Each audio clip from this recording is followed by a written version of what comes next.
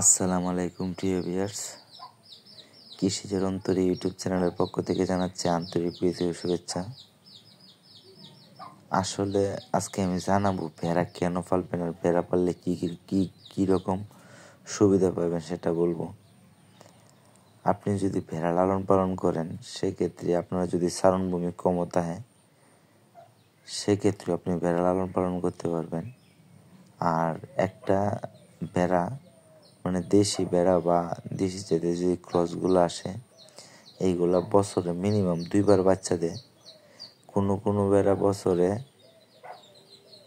3টা বাচ্চা দেয়, আবার কোনো ভেড়া বছরে 4টা 5টা 6টা দেয়।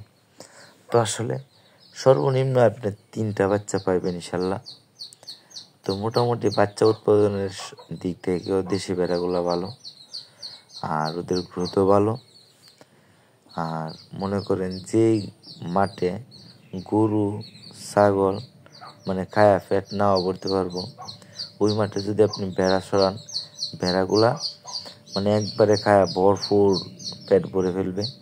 হয়তো অনেকে বলতে পারেন কেন গরু ফ্যাট ভরতো না, ছাগলে খায়া ফ্যাট ভরতো না, তাইলে ভেড়া কেন ফ্যাট ভরবো?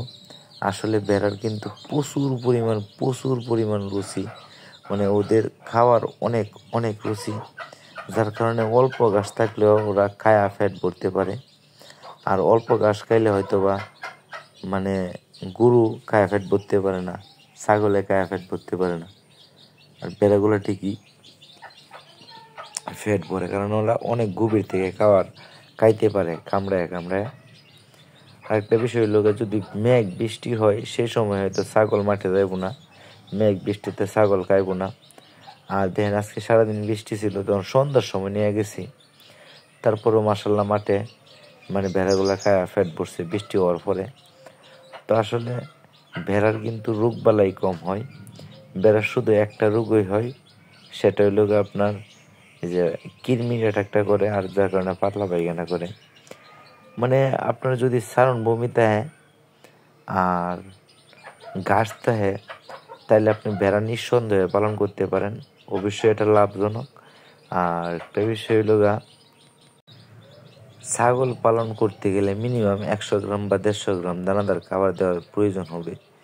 আর আপনি যদি ভেড়া ফালেন সেক্ষেত্রে আপনি যদি টোটালি দানাদার খাবার না দেন তাও চলবো। যদি আপনার পর্যাপ্ত পরিমাণ ঘাস থাকে সেক্ষেত্রে এই ভেড়াগুলোরে কিন্তু দানাদার খাবার দেওয়ার লাগে না। আসলে ভেড়া ফালতে গেলে কিন্তু একবারে জিরো কষ্টে ফালা যায়, এটা সম্ভব, এটা বাস্তব, এটা আমিও ফালি। আসলে আমি দানাদার খাবার দিই না। যদি কেউ বলতে পারে যে দানাদার খাবার দিই, তাইলে আমি কি বলবো, আর আসলে আমি দানাদার খাবার দিই না। হয়তো টুকটাক যখন 2টা 3টা বাচ্চা দেয় একটা বেড়া, দুধটা একটু কম আসে, তখন হয়তো হালকা দানাদার দিই। ধন্যবাদ সবাইকে, সবাই ভালো থাকেন।